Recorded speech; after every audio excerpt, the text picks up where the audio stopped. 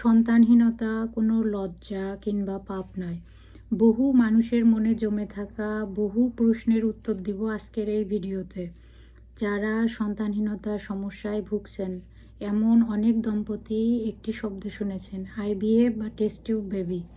এটি আসলে কি, কেন করা হয়, এটি কাদের জন্য প্রয়োজন, এটি কিভাবে কাজ করে, কতদিন সময় লাগে, সব থেকে বড় প্রশ্ন হচ্ছে এর সাকসেস রেট কেমন।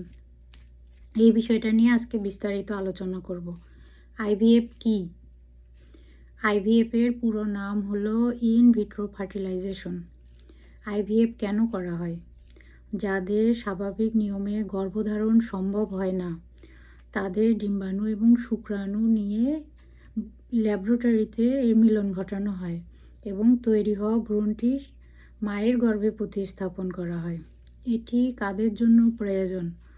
যাদের অন্য কোনো চিকিৎসায় কাজ হয় না, ফ্যালোপিয়ান টিউবে ব্লক থাকলে, ওভুলেশনের সমস্যা থাকলে, পুরুষের শুক্রাণুর গুণাগুণ এবং সংখ্যা কম হলে।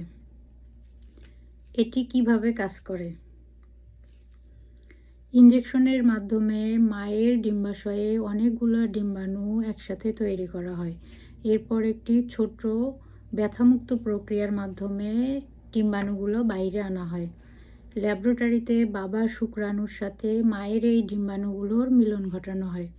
তৈরি হওয়া ভ্রূণটি মায়ের গর্ভে সাবধানে রেখে দেওয়া হয়। কতদিন সময় লাগে? অনেকেই মনে করেন আইভিএফের পুরা প্রক্রিয়াটি সম্পূর্ণ হইতে মাসের পর মাস হসপিটালে থাকতে হয়।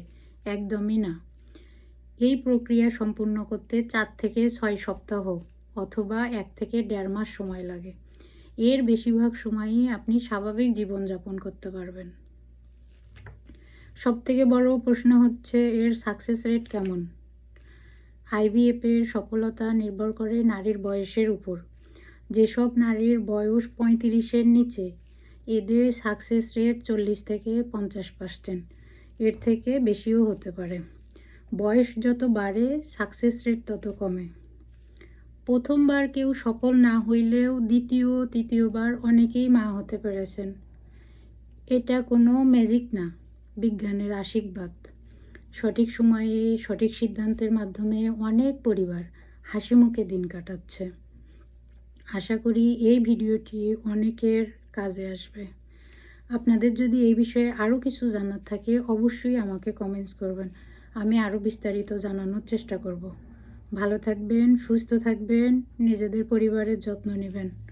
আসসালামু আলাইকুম।